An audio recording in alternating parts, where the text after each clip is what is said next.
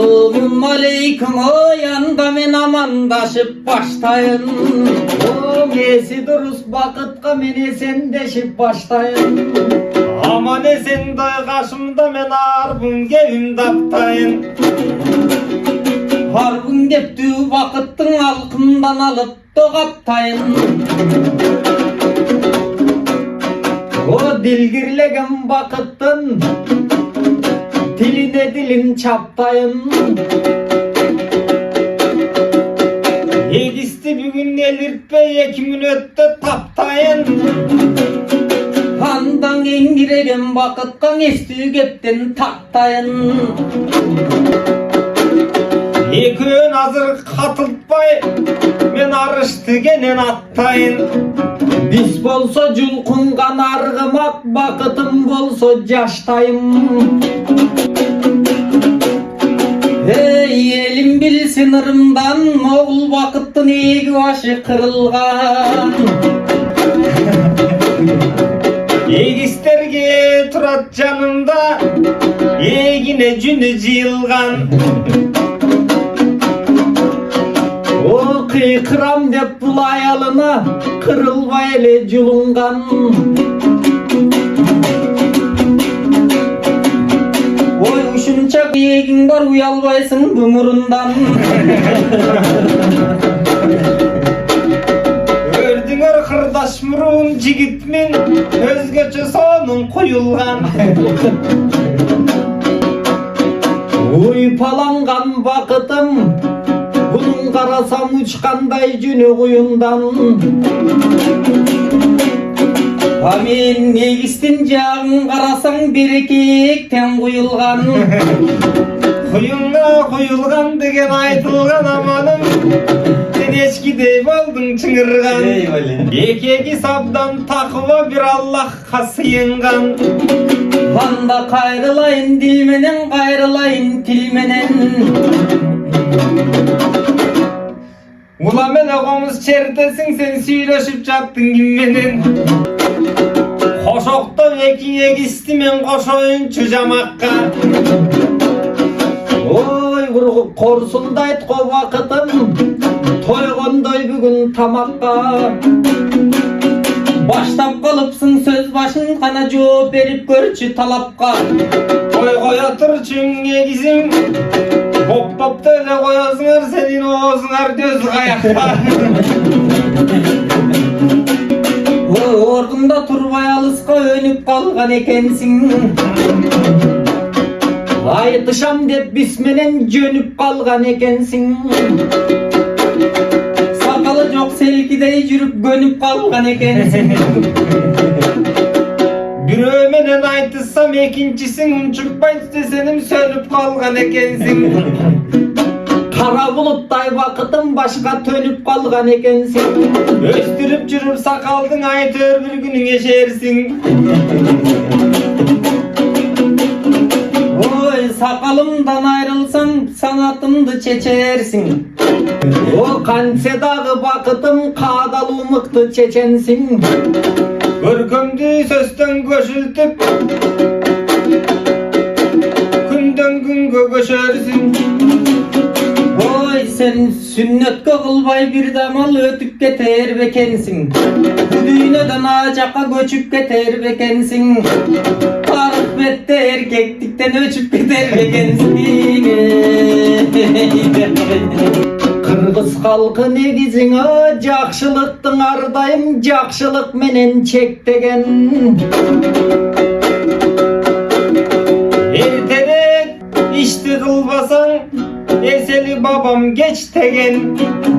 Oy eginde bir dağılın yok, istedin babandı kaysı betmenen. Sakal çok meyli egimde birok imanım canda gepkenin. Karasan Kırgız tarihın kaltıram de vurpaka, babamız kança kaygı çekpegen. Oy manastay bolgon babаңdan saktanıp turgan Kıtayındağı çepmenen. Şunkardı salsan asılga şuk şurulup teppegen. Kança baylık gütse de kadalanıp kırgızım kay bir yerde köpbөгөн. Hey ötse kılım aralap özüm balkim estelem. Kubanıştın gep aytıp kurbunu kurbun bettegen. Sanattın ayıtıp tökme babalar sakalsız komuz çertpegen. O sakalsız komuz çertpegen bir kostürüp senikin değişmegen. O seni görürse babalar bağ koymak sağa beş degen. Sözümdün oşol törkünü neseken boldu sespegen. Oy uşul sakalımday kırgızdım baylığı oşo sansız bolsun dep geleme. Eli yurtqa gelgenden o hep tügepten kuralık. Sanattığın yurtqa gelgen soň sapattığın ırdan sunalık. Körkömdü kırgız elime köne sözdön sunalık. Özgöçö elim kuvansın ötkönдөй bolup kudalık. Çeçen gepke salalı söz baylık özsün çınalık. Bigim uşul önörgö bulaksın tunalık. Hey Gülistan kırgızça şovuz oşol gülküde tursun ulanıp.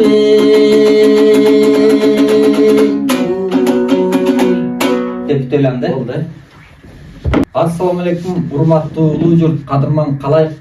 Кайрадан сиздерге жаркырап 3 акын тайкежеğim болуп келип калдык. Тайкежеğim деген себеби бул бакыт Бакайыр деген таластын төмөнкү айылынан, биз болсо Каракол Көпүрө базар деген Малик Аликеев, ошондой эле Берке Түгөлбай Казаков агаларыбыз чыккан айылдан болобуз.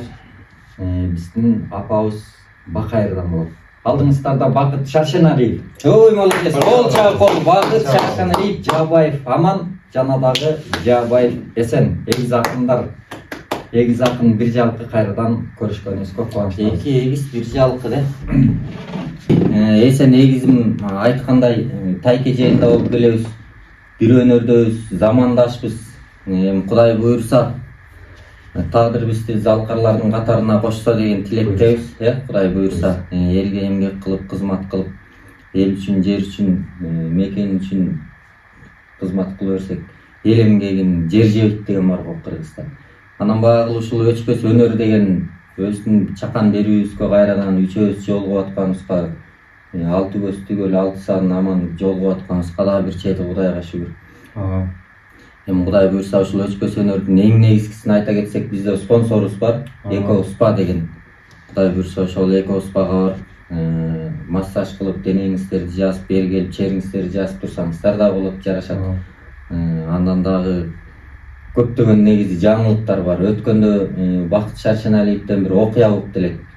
Мунусунда форматтын башын айтыш менен баштаганыбыздын себеби дагы ушул устаттар баягы айтыштан айтып бизге талим тарбия берди. Элмирбек устат, Ал устат, Жеңишбек устат, Азамат устат, Шекербек устат, дегиле баардыгы Амантай устат бар, Азамат устатыбыз бар, баардыгы устатыбыз Кудай буйрса. Анан ошолордун артынан жалгап 4 айлы акын калды болду дегенден кийин биягында ушинтип Кудай таалам берип атканда бул чоң жетишкендик деп ойлойбуз.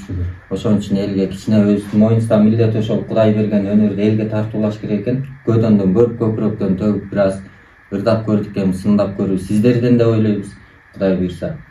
Анан берге баягы байланмай жок, эркин. Анан окуя алып келмек эмес белек. Өткөндө жакшы бул окуя айтып бергенсиң, өткөн Мырза Торунов. Аябай элдерге да жагып сунуштар көп. Ошондо окуялардан айтып берсиңер экен дегенде талаптар болуп калабы дегенде изги тилек үмүттөр да. Анан Эсенден бир окуя сурап көрөлү. Мен эгизиме тилим өтпөйт, сен койчу. Эсеке айтып беретин. Болбосо элестет, мынакей кичекейибизден чоңойдук да. Кичекейибизден да ком. Эненин ичинен баштап, мынакей ээн талаанын сыртында да чогуу жүрөт. Ошондон бери сөзүңүз өтпөйт. Эненин ичинен өтпөгөн, дагы деле өтпөк беле. Антсе да эзекем окумал жан, Ооба. качан болбол колунан китеп түшпөйт. Ой, отурса басса колунан китеп түшпөгөн жигиттин бири. Мурда газета түшпөчү элем, газета чыкпай калган, китеп түшпөйт. Азыр китеп окубай калды, эми телефон түшпөй калды коесуң. Телефон түшпөйт эми, антиде бир чыгармасы калды. Көп мактап коюп китеп телефонду туруп китепти көтөрүп чыгып калды. Эми сизде бир окуя бар экен, сөздү узартпайлы. Көп сөз эмес, төп сөз керек дейт го. Ансыңарда тайке жээн кеби башталды. Негизи баягы эме го, Манасты айтып жүрөт го, негизи жок деген, жомок деген нерселерчи негизинен эле. Ушул нерселердин баардыгы мындай баамдап алып келе турган болсоң, бул улутка душманчылык деп эсептейм да мен. Жеке ой, мен ар биринин жеке оюнун өзүнүкү да, ага бир сот же болбосо бир казы кереги жок болуш керек. Ошонусу кандай эле ар бир улуттун бир улуу инсандары болот да. Ошону кимде ким бирөө ой ал мындай адам, ал деген мындай адам деп бир терс жагынан сөз тийгизип аткан болсо, демек ошол улутка болгон бир душмандыгы деп эсептейм да. Мисалы үчүн Чыңгыз Айтматов деген улуу инсан. Буну дүйнө жүзү моюндаган да, дүйнө жүзүнө атагы чыккан. Анан ошол тууралуу дагы бир кичине туура эмес сөздөрдү угуп калсам жүрөк мындай иренжийт, эңшериле түшүп мындай эметебиз. Эми ушул бүгүнкү айта турганым ошо Чыңгыз Айтматов кыргызды дүйнөгө тааныткан чыгармалары 60 өлкөдөн ашык которулуп канчалаган спектакль, кинолор тартылган ошол Чыңгыз Айтматовдун бир кичине аңгемесин алып келдим. Ак жаан деген. Чыңгыз Айтматовдун өзгөчөлүгү, мисалы үчүн жазмалыгындагы, жазуучулугунда өзгөчөлүгү мындай көркөмдүү баштап келет да. Көркөмү ушундай бир өзгөчө. Караңгы дейт күбүн кирип калган Ак жаан чыгармасында ушундай бир күздү сүрөттөп келет да. Ушундай бир сонун бир мезгилди сүрөттөп келет дагы. Анан кийин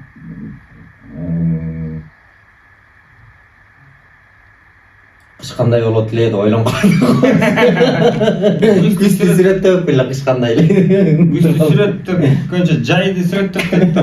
Ал күздү сүрөттөп көчө жай келип жай дизилдейин десе кыш өтүп кеткен.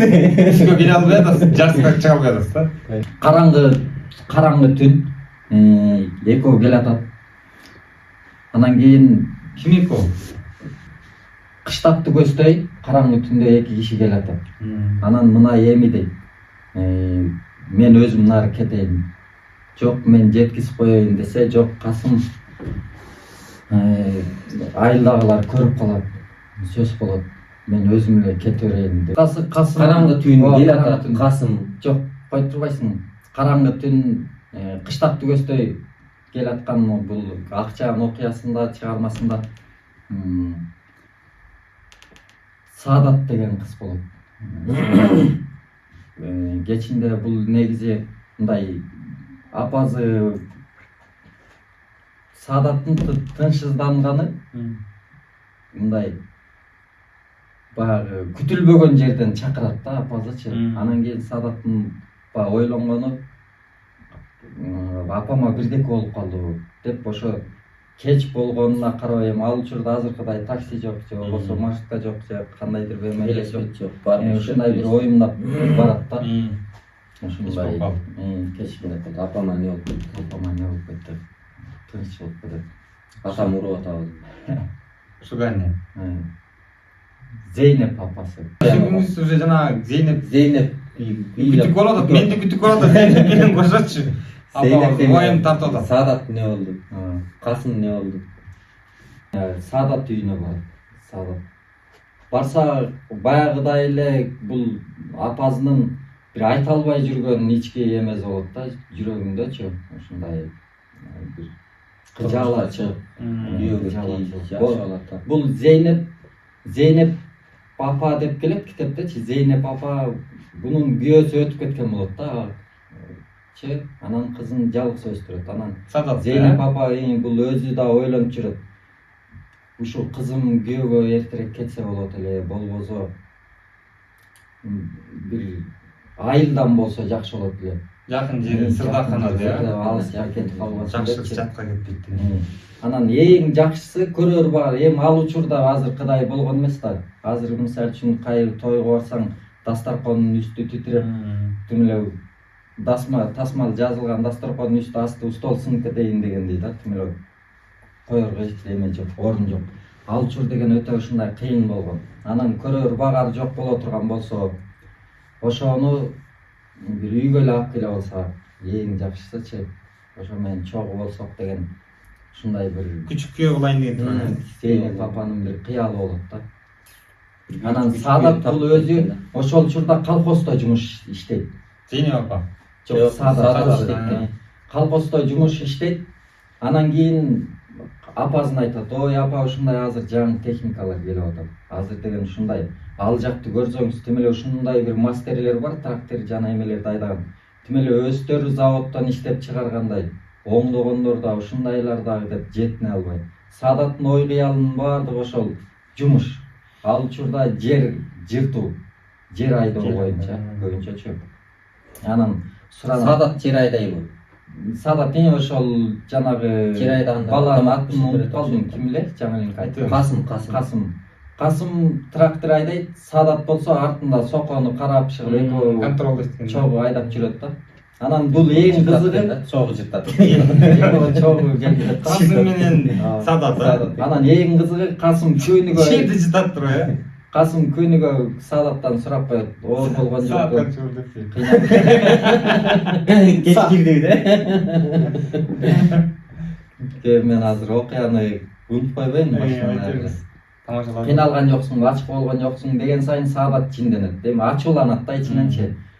Бул кандай мен буга кичинекей кыз болуп атамбы же кандай депчи күнүгө ушинтип сурайт. Анан бир күнү сурабай калса, кайра ичинен ойлонот да. Бул не болуп калды, жакпай калдымбы же жактырбай калдымбы деп. Шуга мачаткан байбай.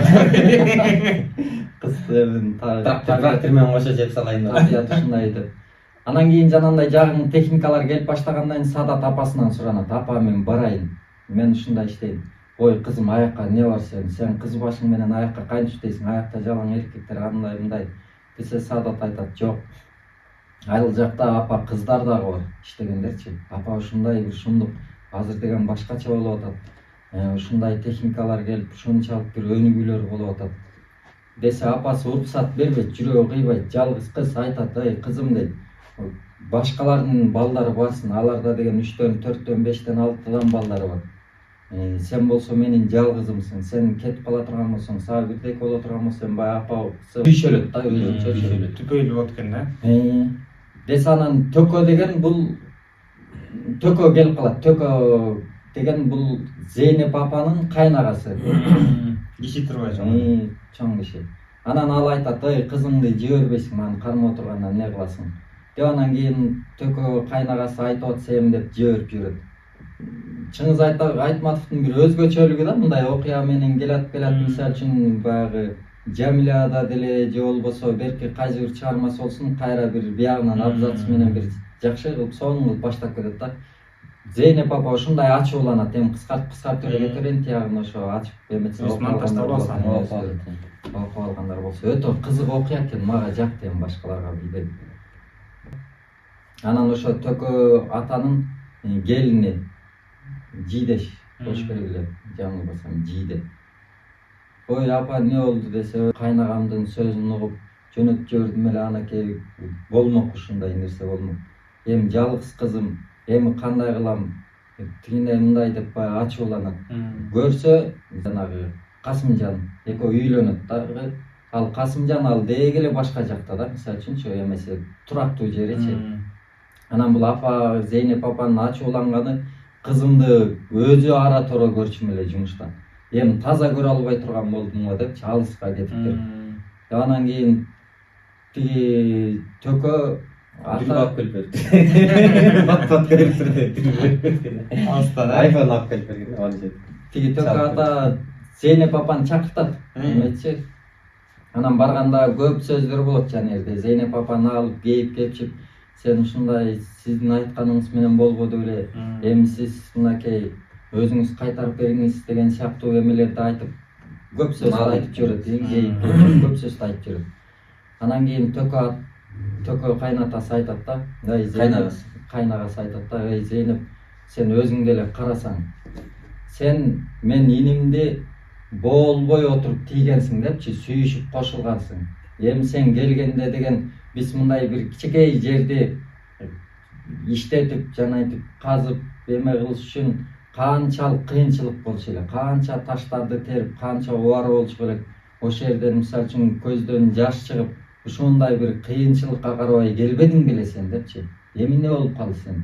Сенин кызың жаныңда жүргөндөн караганда ошол баягы өзү сүйүп кошулган жары менен бактылуу болушун каалабай атасың деген сыяктуу бир ушундай бир жакшы сөздөрдү айтып берет да Төкө атачы. Анан кийин сен андан көрөп мындай кыл дейт. 4 күндөн кийин келет экен алар. Сен үйүңдү даярданалы, күтүп алалы. Анын үстүнө мен угуп атам, күйөө баланын ата-энеси дагы мындай жер карап калган кишилер эмес экен. Аябай мындай оокаттуу, жакшы турган кишилер экен. Андан көрөп сен жакшылап даярданып тосуп алгын аларды депчи. Ошол маалда мисалы үчүн акчаан башталып кетти дейт. Акчаан жабып атат дейт. Ушундай бир. Анан кийин Зейнеп апа үйүнө барат. Зейнеп апа барып ойлонот бир чети, мен тиги кайнагам туура айтат депчи. Бир чети кайнагам туура айтат. Анан ошо кызына даярдап койгон бир куржуну бар экен. Бир жагына жана каймак, сүт, сары майын карынга куюп эме Азыркыча себет экен да. Ошолорун эми кызына даярдап жүргөн да, оокаттарын чем күйөөгө тийсе, көйнөк тигип. Анан 4 күн өтө узак убакыт болду дейт да.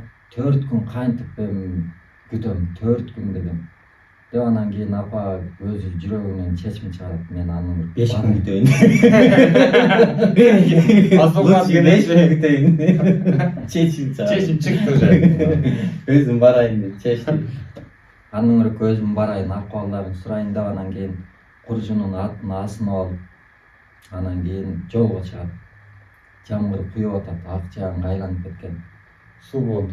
Анан кийин кетип баратса, учуу кыйры жок дейт элечи. Жерлери айдалган. Жанагындайчы. Анан ошол жерден Зейнеп апа көзүнө жаш алып, учурунда Жеренени жыктың. Ийип аткан. О, каалайын Жерене, кечир мени. Кызын жыт салып турбайбы. Кызым төкөшүм жыртты, Жерене кечирди. Каалайын Жерене деп. учурунда кичинекей жерде ушунчалык кыйналчу элек. Азыр карчы кандай бир бейбитчилик дейт да, кандай бир жакшылык бул эмеси болгон. Ошо тийилип атабы. Сүйүнчтүн көз жаш турбай, кубанычтын көз жаш турбай. Жердин тамтыгын калтырбай салды деп ыйлап Чыкты. Жанагыл жакта чатырлар тигилген, эми баягы эме да талаа иштери, нар жакта үндөр коштолуп, аккордеон үндү аккордеон коштогон бир кубанычтын ырлары, мейкеним мейкин күндүн нуру төгүлгөн деген ыр бар го. Ушул ырдалып атат да, жарышып жазда, күрөшүп күздө дегенчи. Ушул ырларды ырдап бир кубанычтуу бир көз ирмемге Зейнеп апа ыраазы болуп кетип баратат дейт жана бирде. Ушунчалык кубанып Зейнеп апа. Анан китептин эң аягы о алтын эненин жүрөгү ай деп бүтөт. Жакшы экен. Жакшы, аябай сонун. Будан эмне түйдүңөр мисалы үчүн? Ошо эме кылам да. Не тыянак чыгарды. Баягы бул тыянак чыгарган караңгылык жок, жана мурундун учун эмес, кылымдын учун кара дегенде сөз турбай, могу жүргөндөр бар да көркүлөр, мындай жерин карап эле. Бирөө балалуу боло албай атса, жалаңгыстуу болуп атса, башка бирөө балалуу болсо интернетке ой эркектен эркекти улат десе, тиги жалаңгыстуу ачып. Не, мен ошондой эркек эмесмин мен эле астына. Ансагандай андай болбойм да, караңгылыктан жарыкка чыгып, кичинекейден чоңго кадам таштап дегендейчи. Ансагандай жакшы экен. Сен түйүнүң кандай болду? Түйүнүм ошол эле. Зейнеп апанын түйүнчөгү. Сармай мармай. Бирок сиз Чыңгыз атабыз ыраазы болуп турушуңуз азыр. Теринен бир которулуп алды. Акчаан катайтты депчи. Анысыңарга сизге рахмат. Жакшы ой жорум болду. Зейнеп апабыз мисалы өзүнүн бала чагында элестеткен да азыр жашоо өнүгүп келатат, өсүп келатат деген нерсени берди, сүйүнүп, жаштардын келечеги кең болоруна көз жетип, ыраазы болуп, сүйүнүчтүн, кубанычтын көз жашы чыккан экен. Азыр андан да сонун мезгил болуп атпайбы? Ооба, бул кезди көрсө вообще эле болмок. Азыр болсо вообще өкүрүнөмөк.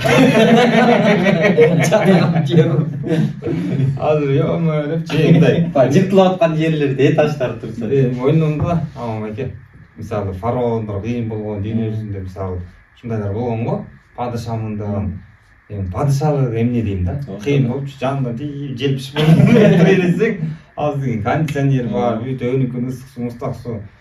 Аларда деген андай шарт жок да ташка жаткан ошондо да кыйын болуп. Азыр ошондой мисалы хандан да бийик деңгээлде жашап атпайлы азыр Кудайга шүгүр десек болот. Ар бир хан, ар бир падыша да азыр кичинекей телефондун аламын арк бетин көрүп атпайлы. Кудайга шүгүр, өнүгүү деген көп болсун, чек болбосун. Сизге рахмат, ушунча бир окуп сиңирип алып бизге айтып бергениңизге. Каты келтирсе, буну тең чегейин окуган окшойт. Мурун Жакын арада окуса. Танган жаң таныганда окуп калгансыз.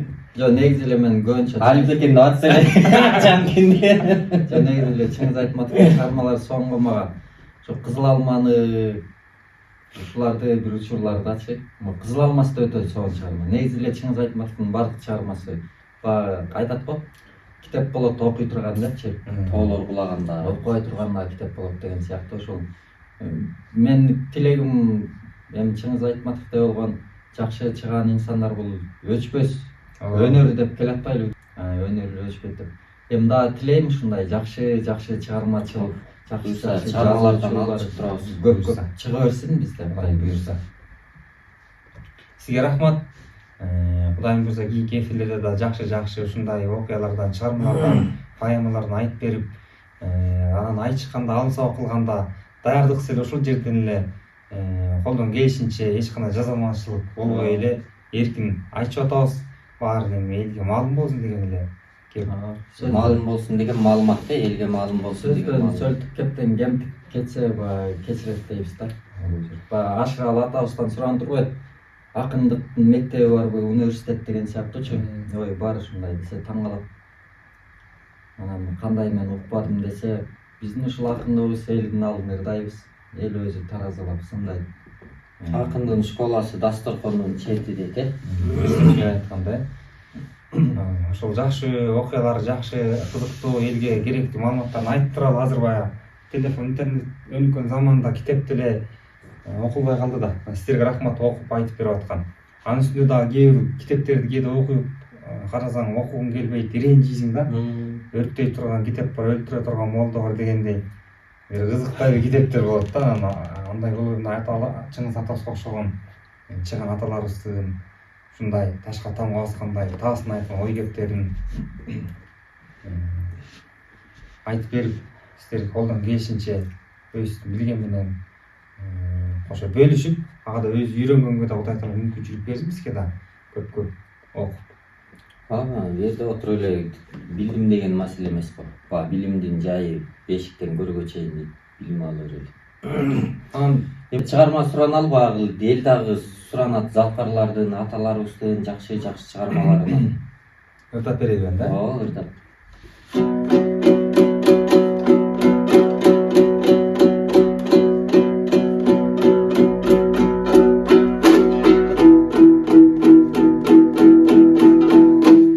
Чыгарма бүткөндөн кийин айтасың же азыр башында айт? Башында айтып алайын. Залкарлардын баяндарын көбүнчө айтып жүрөбүз, залкарлар даңкталбай, жаштар бакталбайт деп. Анын сыңарда бир чыгарма аткара кетели. Аталарыбыздын эмгеги зор, ошондой аталарыбыздын таасири алып, шыктанып, ушуларга чейин биздей жаштар үйрөнүп, үлгү алып, өнөрү менен өзүнүн көрөмдүүлөрүн толтуруп келип, толуктап жүргөн учур. Ошол залкарлардын катарынан кимдин кайсы залкар атабыздын окуясын айтып берсем деп турам. Көп эле айтып жүрөбүз. Осмонкул атабыз жөнүндө айтып бербейм мен да. Ошондой кылалы, соонда Осмонкулдун эңгемеле оодарылбас, чайпалбас, океан эретимине эл баа берген Осмонкул атабыз 30 жашка чыкканча ырдабаптыр. Ырдабаган себеби чоң атасы Сүйүнбай уруулаш чоң атасы болгон экен, тыйып биздин урудан Дуананын жоругун жолдогон өнөрпөз чыкканын каалабайм деп тыйып койчу экен. Атүгүл Осмонкулду айтпай ит кубар деп тергечү экен. Ой ит кубар токтотуруңуз деле тыйып койчу экен. Күндөрдүн биринде Аман деген досум чуркап келди дейт. Ой Осмонкул калк акын айылга келип Бөк Аксакалдын ак өргөсүн 2 күндөн бери таң тамаша куруп атып жүрбөйсүң барып. Өнөрүнө күбө болуп келели дегенден кийин баардык жумушту жыйыштырып коюп чуркап жөнөдүм дейт. Барсак Бөк Аксакалдын ак өргөсүндө эл жык жыйман толо экен дейт. Ошондо кирип барсак, баягы өзүнүн Жанышбай, Курманбек дастандарын айтып бүтүп, калык атабыз өзүнүн кара жамагы менен минтип ырдап турган жери экен дейт.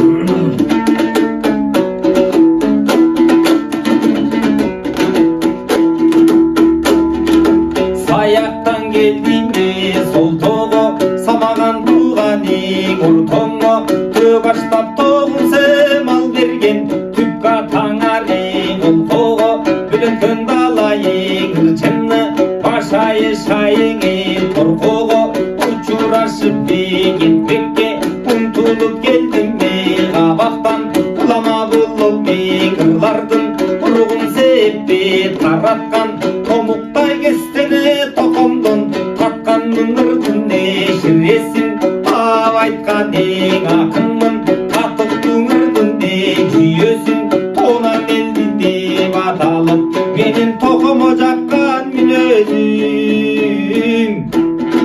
14 жашымга чыкканда, ыргесиде жолдогум, артык чамага ба берип, акын токоме кулдугун, канаты чалгын эң ак куштай, калык акындай талпынсын, көпчүлүк каалап турган соң, каяктан акындай жашынсын, башынан бериңе жөн билген, силер баркымды билер калкымсың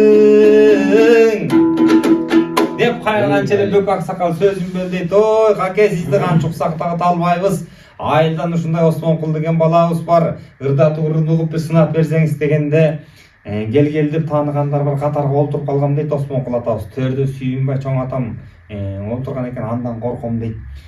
Калык олтурат, андан сүрдөнүп атам дейт. Ай бугуп турсам эле Сүйүнбай байкап койду окшойт дейт. Ырда ит кубар, жаш кезинде калк деле сендей болгондур дейт.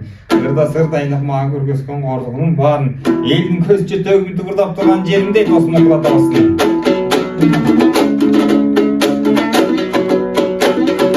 Айылга гана калык эңи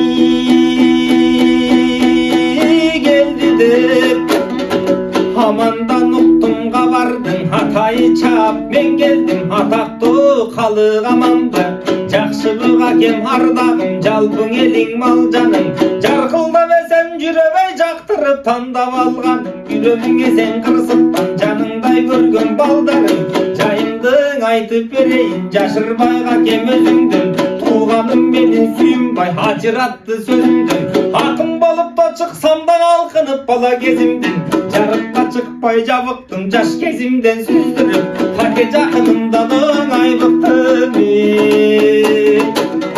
асылды тандап кийбедим, аргымак тандап минбедим, аргыма коозун чойдуруп аралап топто жүрбөдүм, катып койбой айтайын капталга камчы тийгенин, калк чогулган жерлерге кес-кесте качып барамын, комуз чертип ырдап кумардан канып каламын, кокустан көрсөң Сүйүнбай коркомун барбай каламын, кайгыда жүргөн агамдын каарын толук басып кет, кадимкиндей жорголобай, каке калкыңан ыскаңе чачып кетти деп ырдап бүтсөм эле мен ырдаганым калыкка жагып калды дейт. Ой Осмонкул, сенин кадам шилтешиң жакшы экен, сенде мыкты акын чыгат деп баа берди дейт. Анан ушул жерге кыйбас бир кишиге, жигитке күйөө жолдош болуп келдим эле, эми 2 ай бою чүй боорун аралап ырдайм деп калды дейт. Макул болсоң жүр мени менен дейт. Макул деп баардык жумушун жыйыштырып коюп, калык акын менен Осмонкул атабыз 2 ай бою чүй боорун аралап ырдашыптыр. Барган жерде оюн күлкү тамаша дейт. Анан комуз черткенин сырларын үйрөттү дейт. Акындыкты мыкты деңгээлде да өздөштүрдүм. Кетеримде тууган уруктар менен коз союп, калык акынын арын узатканы калгам дейт. Анан жаш кезимде дос балам коён берген дейт, 2 коён. Коз бак эмне кыласың Осмонкул? Коён баксаң башым эле көйүп кетет дейт. 2 коён берди эле. Жылайланбай коёндор көйүп отуруп, жер чайнаган коён болуп кеткен дейт. Калыкта атка мингизип тууган уруктар менен сыйлап узатып атсам, атка минип алып какем тийишет дейт. Осмонкул, 2 айдан бери сага комуз четкенди үйрөтпөдүм, 2 коён бер. Нарында коён азыраак эле балдар келмек болсун, ала кетейин деп калды дейт. Анан баягы коён тердеп тепчип өзүмдө толугураак кишелем. Кармап куржунуна салып берсем, аттын үстүнө минип алып какем ошол жерден элдин көзүнчө тамаша кылып атат дейт. Осмонкул сенин коёнуң бул асыл зот коёнго. Оозу башы тынбай кыбырайт буларың чөп койбой турган оюнго. Алып барып алып кабакка тойгуз албай тамакка качырып муну коёнго. Анан 2 коён качты деп элиме кантип жар салам. Эс Осмонкул болчу деп жалпыга кантип айталам. Жана сен алып келе жатканда шоктугум мунун байкагам. Ачкараак деме көрүнөт буларың туш тарабын кайсаган. Бирок кадырлабыроо кылган соң инимдин берген сый деп Осмонкул качырбай күнтүнө кайтарам. Басырганы калганда бүбүш келинчегим жанында турган байкуштун чипи чыгып кетти. Осмонкул сен жинди болгонсуңбу? Калсыйлаган калк Осмонкулдун берге эчтемеси жок. 2 коён берип нарын узатып турду, эртең элге шерменде болобуз. Ачка калсакта мейли 2 берин бирин жетелете бер деп калды дейт. Ошондо кыраакка кем аттын үстүнөн келинчегиме мынтип жооп кылып атат дейт. Бүбүш келин таарынбай Осмонкул коён бергенге тамаша кылып ырдадым мындагы келген элдерге. Силердин даң оокаты өтпөй калбайбы, мага берсең ар бир келгенде деп кеткен дейт. Бул залкарлардан калган кептерди азыркача. Ай, молодец, молодец. Кол чабалары болсун. Негизи улуун эстемеген кичүүнүн өспөйт дейт. Ушул аталарды эстеп, эске салып, ар бир барган жерде айтып жүрөсүң, айтып да жүрөбүз. Ушундай өнөрдү Замирбек устатыбыз деле айткан го. Мени Замирбек кылган ушул аталарымдын, устаттардын чыгармалары депчи.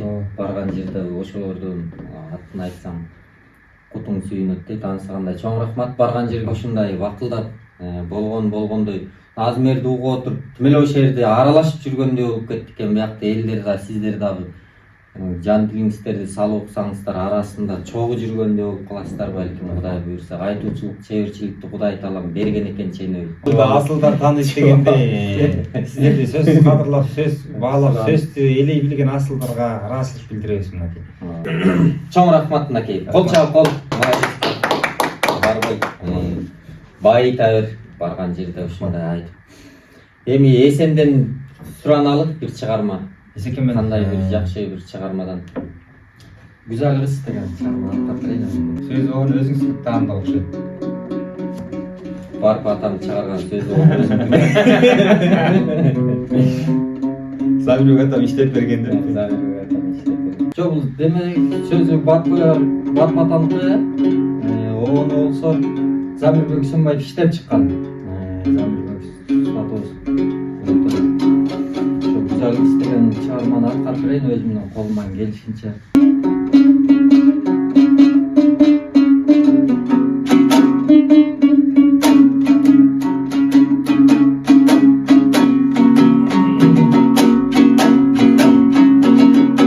Аргим айтат сүйгөнүн, акылына түйгөнүн, ашык бир болуп жете албай даңарасат күндө жүргөмүн. Мен дагы ырдап берейин, ашыктан бир сабак, так салдыңыз жүрөккө дар тизел güzel атамак. Күрдөлүү жаштын иш экен, күзөдүм сүйүү чарбагын, аманат жанга белектеп мен ашыклык гүлүн кармадым. Ал ошо гүлдү берүүгө мен güzelдин издеп баргамын. Булактан көрүп чак түштө мен булбулдай обон салгамын. Gördüm dalay uruğunu, geçtim bir dayran ulunu, İzdep bir geldim güzel kızdan, ışkıdar sende sulunu. Tanıvaysın sen beni, tarpi bir kılat el seni, tanışalı bul yerden da tartiptü güzel gel beri. Kıyılanı gördüm kıdırıp, kara su menin çarbaktan, kaş kirpigin tögülüp da karasan kumar tarkatkan, köpürökün ört koyup da göp yıldızın samatkan. Canada göptü görmökmün men jaralgan bolsam kanatça. Kalkalından kaykalap bütkön dalыңdan, bezelengen betiңden da beş talda örgön çaçыңdan. Çaçың gөлдүн камышы, өзүңүздү сурасам мен күжүрмөн элдин калысы. Сураганымдын себеби сүйбөй бир киши келеби, сыпайынын жайыңдан да билбей бир киши келеби. Убада болсо кулак сал да, зарымдын укта гүлүмдү ал. Керек болсо güzel kız sen көрө турган күнүмдө. Кайда барсаң жаныңда ынагың болуп жүрөйүн, караңгыда жол бассаң мен чырагың болуп жүрөйүн.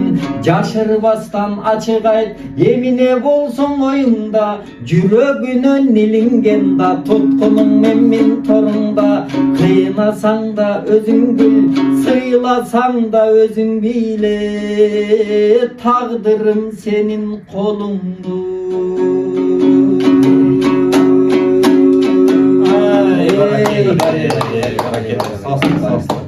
Сизге рахмат, ушуна апа кейине жеткирип ырдап ушул Жакшырдадың негизи. негизи жакшырдадыңыз. Сизге рахмат, ушундай жакшы чыгармаларды жаңыртып элге жеткирип жүргөн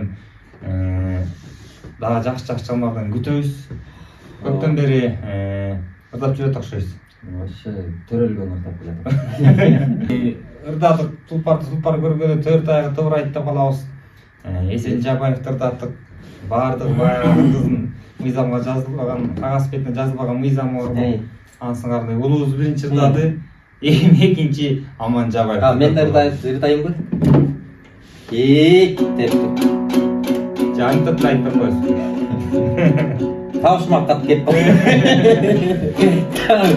Чоң өзүм да билбей турган табышмакка кетип калсаң деп. Келиңиздер анда мынакей жанатан бери залкарларды эстелеп атат, Кудайга шүгүр. Келиңиздер анда сиздерге мынакей айтыштардан үзүндө айтылды, сүйүү жөнүндө айтылып атат. Эми мен Элмирбек Устатовдун чыгармаларын негизи көп уктайм, көп шыктанам ошо жака. Анан карап деген чыгармасынан айткарып берейин.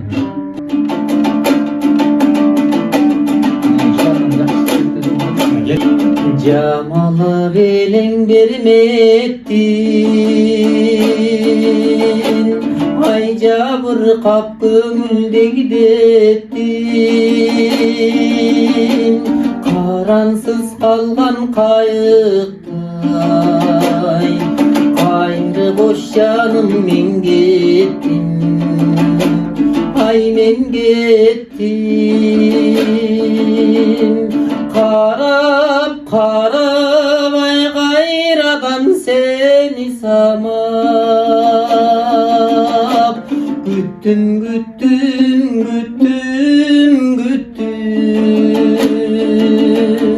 кантейин жалгыздыктан жадап бүттүм.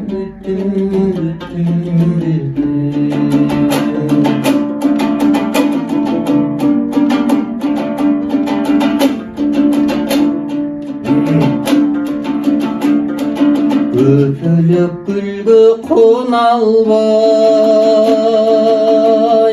ай көңүлүм сыздай тула албай, серпилип жүрөк кыйналды,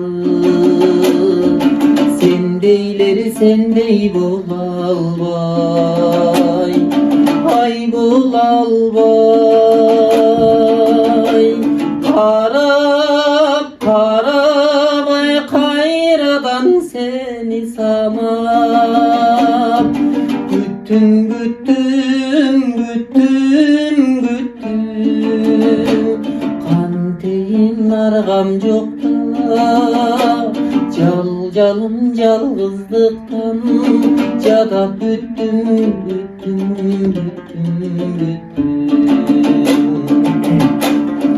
Кош дегим келбейт, кош дегим,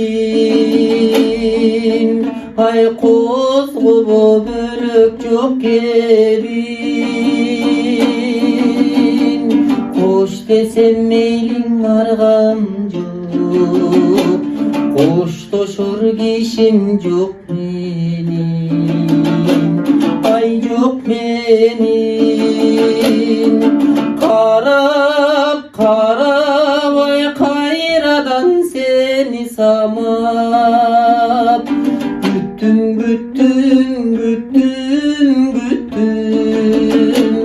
кантейин аргам жокта жалым жалгыздыктан жадап бүттүм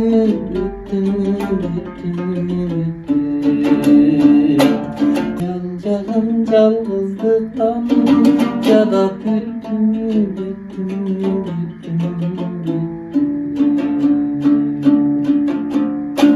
Ай, Баракелди, чоң рахмат. Жакшы, Кудай кылсын, мынакей өчпөс өнөр, эч качан өнөрлөр өчпөсүн. Өнөрдү баалаган элибиз дагы ар дайым бар болсун, эсенчиликте, сак саламатта кайрадан жолугушканча саламатта болуңуз.